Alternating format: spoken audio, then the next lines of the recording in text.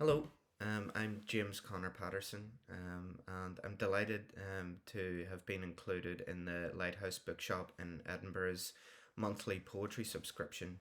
In my case, that is for my debut poetry collection, Bandit Country. As you can see here, this is a fairly well worn proof copy of the book. I promise that the real thing is much, much nicer, and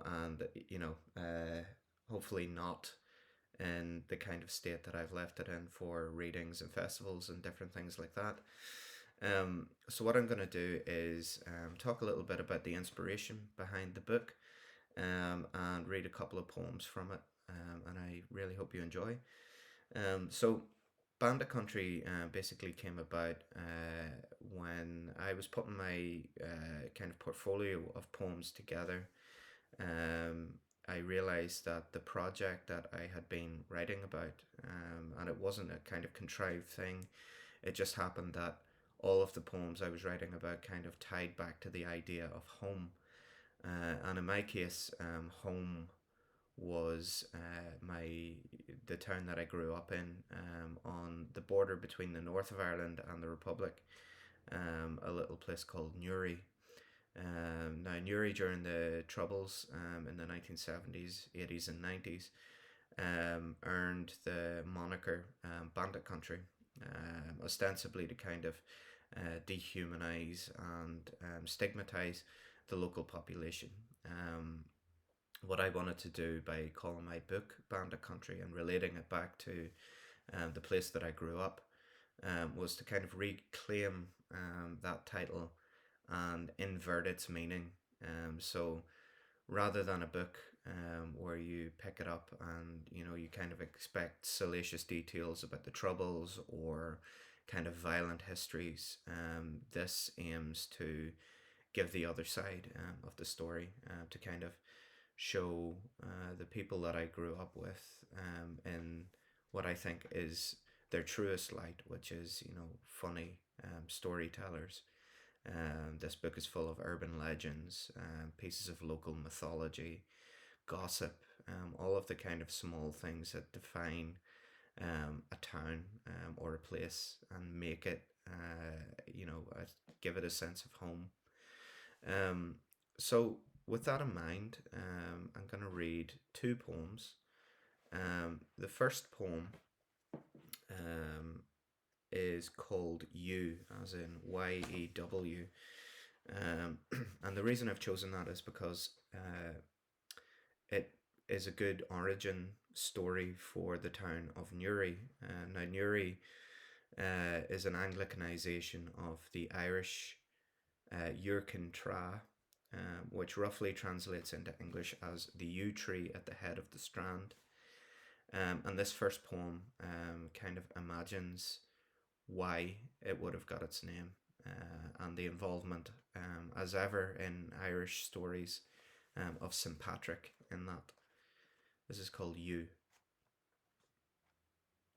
At which point the saint lifted a fallen arrel and placed it in his alb, carrying it for miles until he reached the head of a desolate valley strand, whereupon, seeing only growths of sweetbriar in the mottled sand, he removed the thing and placed it in a small hole, invoking, though only the smallest of seeds yet growing shall become the tallest of all things, a tree, during which time the arrow split and a yew burst slowly into life, ruffling the sweetbriar on Patrick's stole, pointing its way toward heaven and crying, my God, this is where I'm rooted.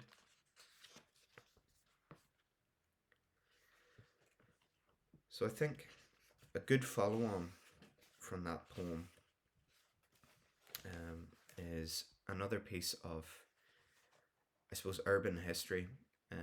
And this comes from a story which was told to me by my grandfather about a quarry that people used to swim in the town, back in the kind of 1940s and 1950s during his childhood.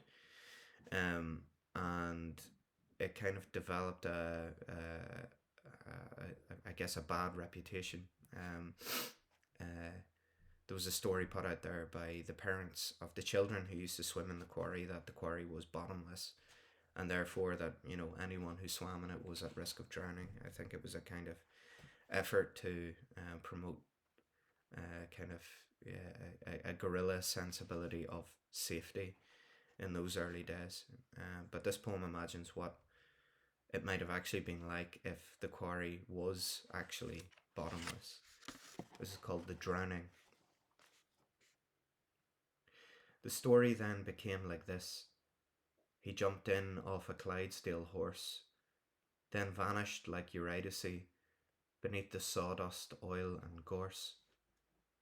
His friends went looking for him there, sun-scorched in their wool-knit pants, beneath the rusted excavator, up from High Street and the manse.